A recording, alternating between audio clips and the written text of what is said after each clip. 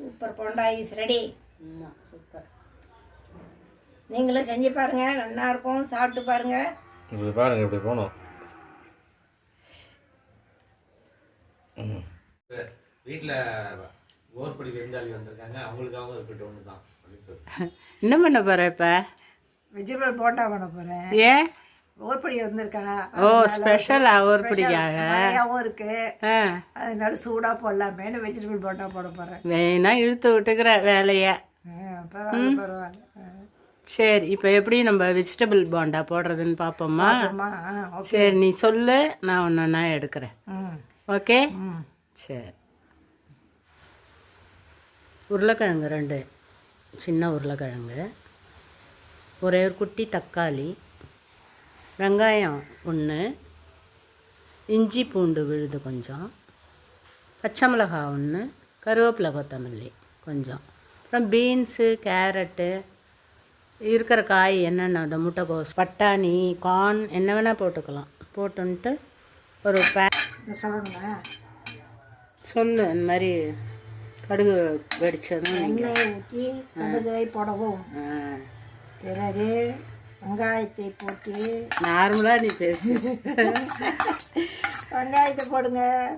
வெங்காயத்தை போட்டு வதக்கிக்கோங்க. வதக்கிக்கோங்க, கொஞ்சம் வதங்கினா பிறகு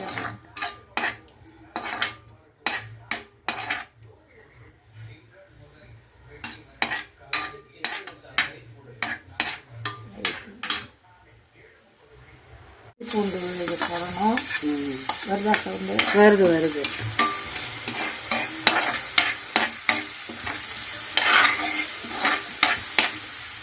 ஒரு சின்ன தக்காளி,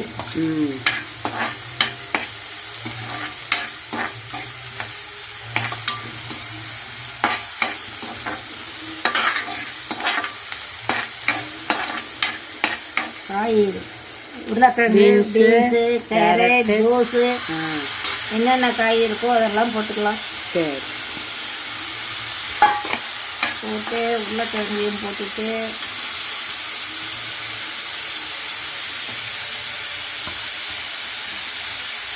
கருவேப்பிலை கொத்தமல்லி கொஞ்சம் போட்டுக்கோங்க.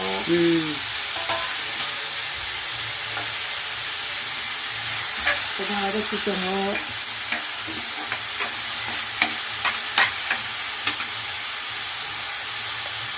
கொஞ்சோண்டு மஞ்சப்பொடி,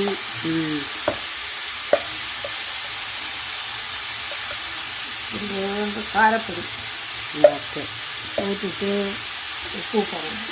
உப்பு தேவையான அளவு உப்பு. சரி.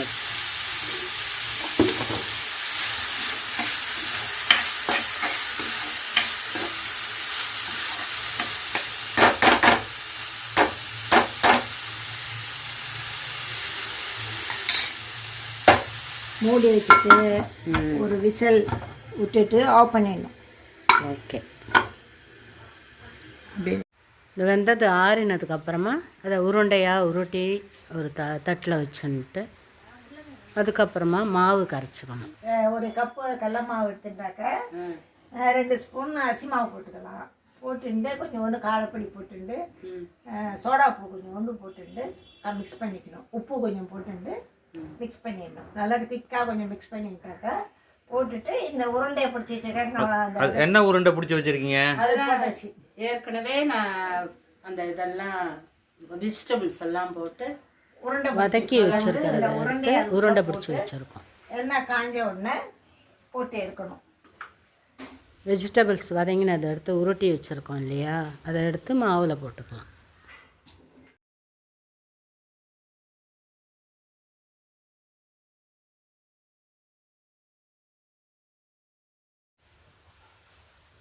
நாங்கள்லாம் ஓர்படி இன்னொட்டு ஒரு பேதமே இருக்காது எங்களுக்குள்ளே. அக்கா தங்க மாதிரியே தான் இருந்துருப்போம்.